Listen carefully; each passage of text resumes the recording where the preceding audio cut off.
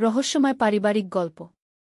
গ্রামের মাঠে ধান কাটার সময় ছেলে বলল, মা, তুই আমার বউ হইযা যা, আমি তোরে শহরে নিয়া যামু। সবার সামনে এই কথা শুনে আমার মুখ লজ্জায় লাল হয়ে গেল। পাশের মাঠে কাজ করা মহিলারা হাসতে লাগল। আমি রাগ করে বললাম, পাগল হইছিস নাকি? সে আমার হাত ধরে টানতে লাগল। বলল, মা, আমি মিছা কইতেছি না। তুই আমার চাইতে অনেক সুন্দর। গ্রামের কোনো মেয়েই তোর সমান না। আমি তার হাত ছাড়িয়ে নিতে গেলাম। সে আরও জোরে ধরল। বলল, আমি তোরে ভালোবাসি মা। একটা পুরুষ যেমন একটা মেয়েরে ভালোবাসে, গ্রামের মানুষজন আমাদের দিকে তাকিয়ে আছে। আমি ফিসফিস করে বললাম, বাড়ি গিয়া কথা কমু। সে বলল, না মা, এখনই উত্তর দে। তুই আমার বউ হবি। ধানের সোনালি রং আর তার চোখের আগুনে আমি দিশেহারা হয়ে গেলাম। পাশের ক্ষেত থেকে কেউ চিৎকার করে বলল, ওরে মিয়া, বাড়িতে গিয়া প্রেম কর।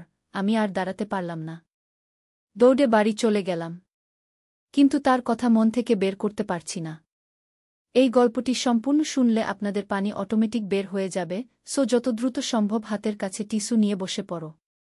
বিছানার চাদর যেন নষ্ট না হয় সেটা সম্পূর্ণ খেয়াল রাখার অনুরোধ জানিয়ে গল্পটি এখন শুরু করব। তার আগে সর্বশেষ অনুরোধ, দয়া করে এমন পানি বের করার গল্প নিয়মিত শুনতে আমাদের চ্যানেলটি সকলেই সাবস্ক্রাইব করুন। ধন্যবাদ। হ্যালো বন্ধুরা, আমার নাম রিমা খান। আমার বয়স ৩৯ বছর। আমার স্বামীর নাম তানভীর খান, বয়স ৫২ বছর। আমাদের ২ সন্তান, রাফি আর পিয়া। রাফি ২১ বছর বয়সী, বিশ্ববিদ্যালয়ে পড়ে। পিয়া ১৪ বছর বয়সী, উচ্চ মাধ্যমিকে যায়। সেই দিনটার কথা মনে পড়লে এখনও আমার গা শিউরে ওঠে। তখন আমার বয়স মাত্র ২৭ বছর, নতুন বিয়ে হয়েছে মাস ৩ আগে। তানভীরের সাথে প্রেমের বিয়ে হয়েছিল। কিন্তু বিয়ের পর থেকেই আমার মনে হচ্ছিল যেন কোথাও কিছু একটা গোলমাল আছে। তানভীর প্রায়ই রাতের বেলা বাইরে চলে যেত, বলত অফিসের কাজ আছে। কিন্তু তার অফিস তো রাতে বন্ধ থাকে। একদিন আমি তার পিছু নিলাম। দেখি সে গ্রামের পুরনো একটা বাড়িতে ঢুকে গেল। সেই বাড়িটা নাকি ভুতুড়ে বলে সবাই জানত। কিন্তু তানভীর কেন সেখানে যেত? আমি দরজার ফাঁক দিয়ে দেখলাম, তানভীর একা নেই, তার সাথে আরও ৫-৬ জন লোক আছে। তারা সবাই মোমবাতি জ্বালিয়ে একটা পুরনো বইয়ের উপর কিছু মন্ত্র পড়ছে। আমি ভয়ে কাঁপতে লাগলাম। তানভীর কি জাদুটোনায় বিশ্বাস করে? নাকি কোনো গোপন সংঘের সদস্য? আমি চুপচাপ বাড়ি ফিরে এলাম। পরদিন তানভীরকে জিজ্ঞেস করলাম, তুমি গতকাল রাতে কোথায় গিয়েছিলে? সে বলল, অফিসে। কেন? আমি বললাম, মিথ্যা কথা। আমি দেখেছি তুমি পুরনো বাড়িতে গিয়েছিলে। তানভীরের মুখ ফ্যাকাশে হয়ে গেল। সে আমার হাত ধরে বলল, রিমা, তুমি যা দেখেছ সেটা নিয়ে কারো সাথে কথা বলো না প্লিজ। আমি বললাম, কেন? কি হয়েছে? তুমি কি করছিলে সেখানে? তানভীর দীর্ঘশ্বাস ফেলে বলল, ঠিক আছে, সত্যি বলছি। আমি একটা গুপ্তধনের খোঁজ করছি। গুপ্তধন? আমি অবাক হয়ে জিজ্ঞেস করলাম। তানভীর বলল, হ্যাঁ। আমাদের পূর্বপুরুষরা নাকি এই গ্রামে একটা বিশাল গুপ্তধন লুকিয়ে রেখেছিলেন। সেই পুরনো বাড়িটার নিচে। আমরা কয়েকজন মিলে সেটা খোঁজার চেষ্টা করছি। আমি বললাম, তাহলে সেই বই আর মোমবাতি দিয়ে কি করছিলে? তানভীর বলল, ওটা হলো একটা পুরনো মানচিত্র। অন্ধকারে ভালো দেখা যায় না, তাই মোমবাতি জ্বালিয়ে পড়ছিলাম। আমার মন থেকে সন্দেহ গেল না। পরদিন আবার আমি তার পিছু নিলাম। এবার দেখি তানভীর আর তার বন্ধুরা সেই পুরনো বাড়ির মেঝে খুঁড়ছে। তারা একটা বড় গর্ত করেছে। আমি আরও কাছে গেলাম। হঠাৎ দেখি গর্ত থেকে একটা পুরনো সিন্দুক বের হয়ে আসছে। আমার হৃদস্পন্দন বেড়ে গেল। সত্যিই কি কোনো গুপ্তধন আছে? তানভীর আর তার বন্ধুরা সিন্দুকটা খুল। কিন্তু ভিতরে কোনো সোনাদানা নেই। শুধু কিছু পুরনো কাগজপত্র আর একটা ছোট বাক্স। তানভীর সেই কাগজপত্র পড়তে লাগল। হঠাৎ তার মুখে হাসি ফুটে উঠল। সে চিৎকার করে বলল, পেয়েছি, পেয়েছি। আমি বুঝলাম না কি পেয়েছে। তানভীর বাড়ি ফিরে এসে আমাকে বলল, রিমা, আমরা আসলে গুপ্তধন পেয়েছি। কিন্তু সেটা সোনারূপা নয়। এটা আরও বেশি মূল্যবান। আমি জিজ্ঞেস করলাম, কি? তানভীর বলল, আমাদের পূর্বপুরুষেরা নাকি এই অঞ্চলের সবচেয়ে বড় জমিদার ছিলেন। কিন্তু ইংরেজদের সময় তাদের সব জমিজমা কেড়ে নেওয়া হয়েছিল। সেই সব জমির দলিল দস্তাবেজ লুকিয়ে রাখা হয়েছিল এই সিন্দুকে। আমি বললাম, তাতে কি হয়েছে? এখন তো সেই জমি অন্যদের। তানভীর বলল, না রিমা, আইনে একটা ব্যাপার আছে। যদি আসল মালিক প্রমাণ করতে পারে যে জমি জোর করে কেড়ে নেওয়া হয়েছিল, তাহলে সেই জমি ফিরে পেতে পারে। আর এই দলিলগুলো সেটার প্রমাণ কি? আমার মাথা ঘুরে গেল। এর মানে হলো আমরা হঠাৎ করেই কোটি টাকার মালিক হয়ে গেলাম? কিন্তু আমার মনে সন্দেহ ছিল। আমি বললাম, তানভীর, এই ব্যাপারে আমাদের সাবধান হতে হবে। হয়তো এটা কোনো ফাঁদই। পরদিন তানভীর একজন আইনজীবীর কাছে গেল। সেই আইনজীবী দলিলগুলো দেখে বলল যে এগুলো সত্যিই আসল। কিন্তু আদালতে মামলা করতে অনেক সময় আর টাকা লাগবে। আর এই ব্যাপারে আরও অনেক জটিলতা আছে। তানভীর ভাবতে লাগল কি করবে। এদিকে গ্রামে গুজব ছড়িয়ে গেল যে তানভীর একটা গুপ্তধন পেয়েছে। সবাই জানতে চাইতে লাগল কি পেয়েছে। কিন্তু তানভীর কাউকে সত্যি কথা বলল না। শুধু বলল একটা পুরনো সিন্দুক পেয়েছে, তেমন কিছু নেই। কিন্তু গ্রামের কয়েকজন লোক সন্দেহ করতে লাগল। তারা ভাবল তানভীর আসলে বিশাল কিছু পেয়েছে কিন্তু লুকিয়ে রাখছে। একদিন রাতে আমাদের বাড়িতে চোর ঢুকল। তারা পুরো বাড়ি তছনছ করে দিল কিন্তু কিছু পেল না। কারণ দলিলগুলো তানভীর ব্যাংকের লকারে রেখে দিয়েছিল। এদিকে আমার পেটের সন্তান এসে গেছে। আমি তানভীরকে বললাম, এই ঝামেলা আমি আর নিতে পারছি না। আমাদের সন্তানের কথা ভেবে এই জমিজমার ব্যাপার ছেড়ে দাও। কিন্তু তানভীর বলল, না রিমা, এটা আমাদের ভবিষ্যৎ প্রজন্মের জন্য। আমি লড়ব। তানভীর আদালতে মামলা করল। কিন্তু বিপক্ষের অনেক প্রভাব ছিল। তারা নানা ধরনের বাধা তৈরি করতে লাগল। কয়েকবার তানভীরের উপর হামলাও হল। আমি ভয়ে থাকতাম যে হয়তো কোনোদিন তানভীর ফিরবে না। এই অবস্থায় আমাদের প্রথম সন্তান রাফির জন্ম হল। আমি তানভীরকে বললাম, এখন তুমি একজন বাবা হয়েছ। এই বিপজ্জনক পথ ছেড়ে দাও। আমাদের একটা সাধারণ জীবন কাটাও। কিন্তু তানভীর বলল, রিমা, এই যুদ্ধ শুধু আমার জন্য নয়। এটা আমাদের রাফির জন্যও। তার ভবিষ্যতের জন্য। মামলা চলতে লাগল বছরের পর বছর। এই সময় আমাদের দ্বিতীয় সন্তান পিয়ার জন্ম হল। তানভীর সারাক্ষণ ব্যস্ত থাকত আদালত আর আইনজীবীদের নিয়ে। আমি একা ছেলে মেয়ে দুটোকে বড় করতে লাগলাম। একদিন তানভীর খুশি হয়ে বাড়ি ফিরল। বলল, রিমা, আদালত আমাদের পক্ষে রায় দিয়েছে। আমরা জিতে গেছি। আমি বিশ্বাস করতে পারলাম না। সত্যি? এত বছর পর আমাদের সেই জমি ফিরে পাব? কিন্তু বিপক্ষ পক্ষ হাইকোর্টে আপিল করল। আবার নতুন করে লড়াই শুরু হল। আমি বললাম, তানভীর, এই যুদ্ধের কখন শেষ হবে? রাফি এখন কলেজে যায়, পিয়া স্কুলে। তাদের কথা ভেবে দেখু। তানভীর বলল, রিমা, আর বেশি দিন নয়। হাইকোর্টের রায় চূড়ান্ত। আমি বললাম, আচ্ছা ঠিক আছে। কিন্তু আমার একটা শর্ত আছে। তানভীর জিজ্ঞেস করল, কি? আমি বললাম, যদি আমরা হেরে যাই তাহলে তুমি এই বিষয় একদম ভুলে যাবে। আর কোনো আপিল না, কোনো লড়াই না। তানভীর রাজি হয়ে গেল। কিন্তু আমার মনে তখনও সন্দেহ ছিল। আমি ভাবতাম, এই পুরো ব্যাপারটা আসলে কি? সত্যিই কি আমাদের পূর্বপুরুষেরা এত বড় জমিদার ছিলেন? নাকি সব মিথ্যা? একদিন আমি তানভীরের সেই বন্ধুদের একজনের সাথে কথা বললাম। তার নাম সালিম। আমি জিজ্ঞেস করলাম, সালিম ভাই, এই জমির ব্যাপারটা আসলে কি? তানভীর আমাকে পুরো সত্য বলেছে। সালিম বলল, রিমা, তুমি জানো না এই অঞ্চলের ইতিহাস। তোমাদের বংশ সত্যিই খুব প্রভাবশালী ছিল। কিন্তু ইংরেজরা নানা ধরনের ষড়যন্ত্র করে সব কেড়ে নিয়েছিল। আমি বললাম, কিন্তু এত বছর পর এই দাবি করা কি ঠিক? সালিম বলল, কেন ঠিক নয়? অন্যায় তো অন্যায়। যত দেরিতেই হোক ন্যায়বিচার পাওয়া উচিত। কি আমার মন থেকে সন্দেহ তবুও গেল না। হাইকোর্টে মামলা চলতে লাগল। এবার তানভীরের আইনজীবী বলল যে আমাদের জেতার সম্ভাবনা বেশি। কিন্তু বিপক্ষ পক্ষ নানা ধরনের কূটকৌশল করতে লাগল। তারা এক পর্যায়ে তানভীরকে একটা বড় অঙ্কের টাকা দিয়ে মামলা ছেড়ে দেওয়ার প্রস্তাব দিল। তানভীর আমার সাথে কথা বলল। বলল, রিমা, তারা 50 লাখ টাকা দিতে চায়। আমাদের কি নেওয়া উচিত? আমি বললাম, তানভীর, এই সিদ্ধান্ত তোমার। তুমি যা ঠিক মনে কর। তানভীর বলল, কিন্তু যদি আমরা জিতি তাহলে সেই জমির দাম কোটি টাকার বেশি। আমি বললাম, হ্যাঁ, কিন্তু হারলে তো কিছুই পাব না। তানভীর কয়েকদিন ভেবে অবশেষে সিদ্ধান্ত নিল যে লড়াই চালিয়ে যাবে। আমি তার সিদ্ধান্তকে সমর্থন করলাম, যদিও মনের মধ্যে ভয় ছিল। অবশেষে হাইকোর্টের রায়ের দিন এল। আমি আর তানভীর একসাথে আদালতে গেলাম। বিচারক রায় পড়তে শুরু করলেন। আমার হৃদস্পন্দন এত জোরে বাড়ছিল যে মনে হচ্ছিল সবাই শুনতে পাচ্ছে। বিচারক বললেন, আদালত মনে করে যে বাদীর দাবি সঠিক এবং প্রমাণিত।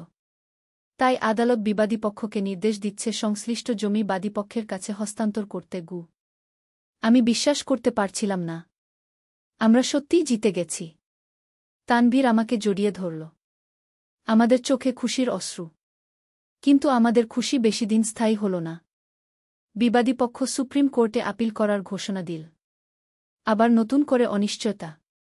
তানভীর বলল, রিমা, সুপ্রিম কোর্টে আপিল করতে অনেক সময় লাগবে। ততদিনে আমরা জমির ভোগদখল নিয়ে নিতে পারি। আমি বললাম, কিন্তু সেটা কি নিরাপদ হবে? তানভীর বলল, কোর্টের রায় তো আছে। এখন আমাদের আইনগত অধিকার আছে কি? আমরা সেই জমিতে গেলাম। দেখি বিশাল এলাকা জুড়ে আমাদের জমি।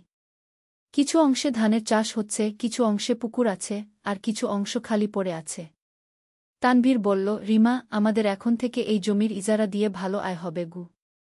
কিন্তু যারা এতদিন এই জমি ব্যবহার করত, তারা সহজে ছাড়ল না। তারা বিভিন্ন ধরনের উৎপাত শুরু করল। রাতের বেলা আমাদের বাড়িতে পাথর ছোড়া, গাছপালা কেটে দেওয়া, এমনকি হুমকি দেওয়া। আমি ভয় পেয়ে গেলাম। আমি তানভীরকে বললাম, আমাদের ছেলেমেয়েদের নিরাপত্তার কথা ভেবে দেখ। এই জমি আমাদের কি দরকার? কিন্তু তানভীর বলল, রিমা, এখন পিছু হটার সময় নয়। আমরা এতদূর এসেছি। সুপ্রিম কোর্টে মামলা চলতে লাগল। এই সময় রাফি বিশ্ববিদ্যালয়ে ভর্তি হয়ে গেল আর পিয়া হাই স্কুলে উঠল। আমি ভাবতাম, আমাদের সন্তানেরা এই ঝামেলার মধ্যে বড় হচ্ছে। এটা কি ঠিক? একদিন রাফি আমাকে বলল, মা, আমার বন্ধুরা জিজ্ঞেস করে আমাদের এত টাকা কোথা থেকে এলো। আমি কি বলবো? আমি বললাম, সত্যি কথা বল। আমাদের পূর্বপুরুষদের জমি ফিরে পেয়েছি কি? রাফি বলল, কিন্তু মা, এই জমির জন্য আমাদের অনেক শত্রু হয়ে গেছে। স্কুলে কলেজে সবাই আমাদের নিয়ে কথা বলে গি। আমার মন খারাপ হয়ে গেল। আমাদের সন্তানেরা কি এই বিষয়ে খুশি? নাকি তাদের কাছে এটা একটা বোঝা? পিয়াও একদিন কাঁদতে কাঁদতে এলো। বলল, মা, আমার ক্লাসমেটরা বলে আমাদের বাবা একটা চোর। মানুষের জমি জোর করে নিয়ে নিয়েছে। আমার হৃদয় ভেঙে গেল। আমি পিয়াকে বোঝালাম যে সেটা সত্য নয়, আমরা আমাদের ন্যায্য অধিকার ফিরে পেয়েছি। এই সময় সুপ্রিম কোর্ট থেকে চূড়ান্ত রায় এলো। আদালত আমাদের পক্ষেই রায় দিয়েছে। এবার আর কোনো আপিলের সুযোগ নেই। আমরা জিতে গেছি। কিন্তু বিজয়ের আনন্দ পুরোপুরি উপভোগ করতে পারলাম না। কারণ এই জমির জন্য আমাদের অনেক মূল্য দিতে হয়েছে। আমাদের পারিবারিক শান্তি, সন্তানদের মানসিক স্বাস্থ্য, আমার আর তানভীরের সম্পর্ক, সবকিছুই ক্ষতিগ্রস্ত হয়েছে। তানভীর এখন জমি নিয়ে ব্যস্ত থাকে। সকাল থেকে সন্ধ্যা পর্যন্ত জমির কাজ দেখভাল করে। নতুন চাষিদের সাথে চুক্তি করা, জমি পরিমাপ করা, রাজস্ব অফিসের কাজকর্ম, এসব নিয়ে থাকে।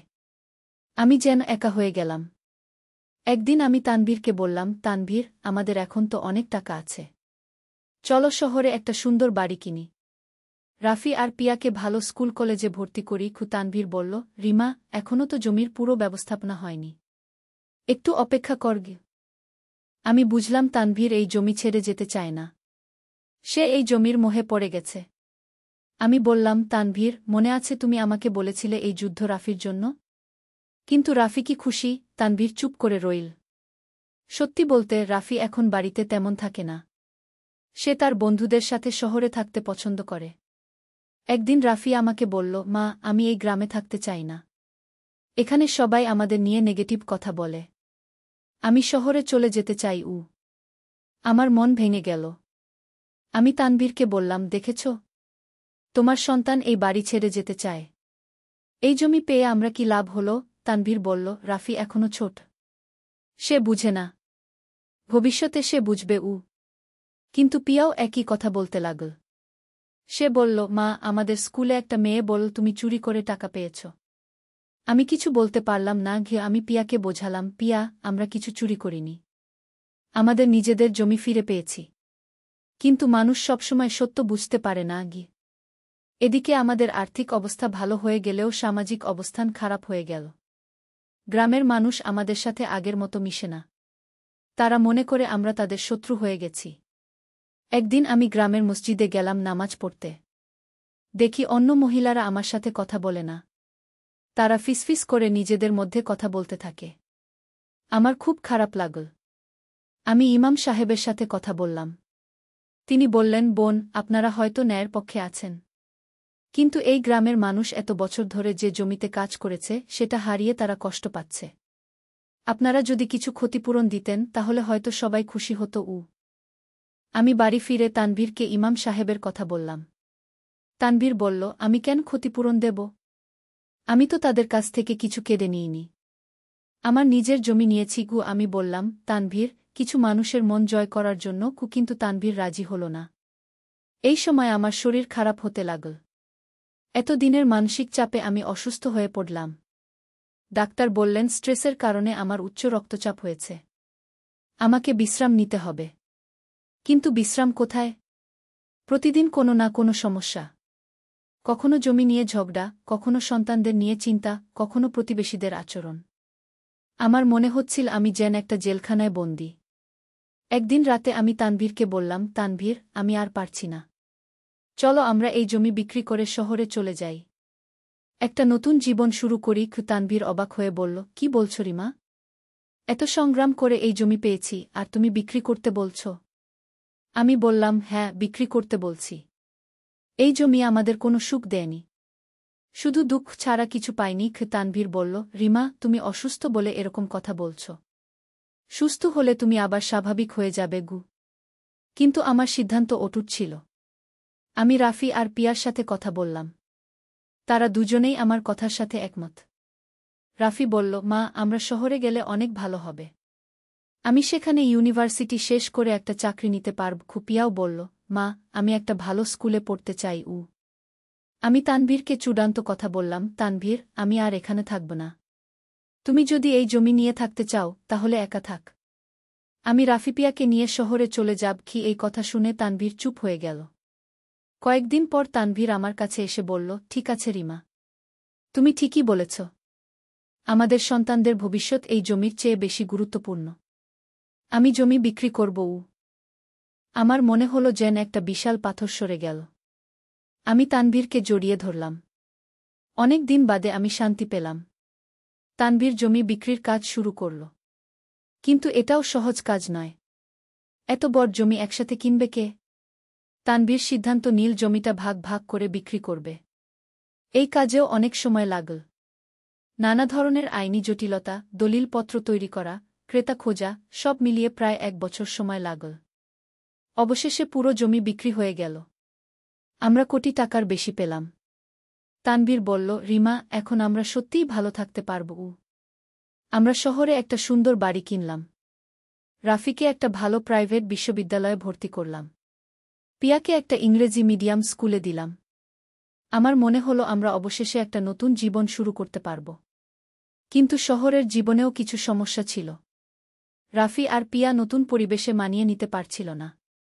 তারা গ্রামের জীবনে অভ্যস্ত ছিল। শহরের শিক্ষা পদ্ধতি, বন্ধুবান্ধব, সব কিছুই তাদের কাছে নতুন।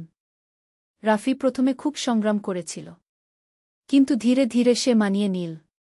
সে কম্পিউটার সায়েন্সে পড়াশোনা করতে লাগল। পিয়াও নতুন স্কুলে ভালো ফলাফল করতে লাগল। আমি আর তানভীর একটা ছোট ব্যবসা শুরু করলাম।